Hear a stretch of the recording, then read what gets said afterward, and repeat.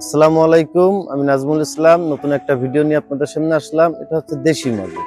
এই দেশি মাগুর চাষটা আগে খালে বিলে হতো। আমরা এখন বর্তমানে এটা চাষের উদ্দেশ্যে ব্যবহার করতেছি। এই মাছটার রেজাল্টও অনেক ভালো পাচ্ছি। এই মাছটা খুব অল্প খাবারে মানুষ হয়ে যাচ্ছে। বাজারে এই মাছটা অনেক দাম, আর এই জন্য চাষি ভাইয়েরা এই মাছটা চাষ করে অনেক লাভবান হচ্ছে।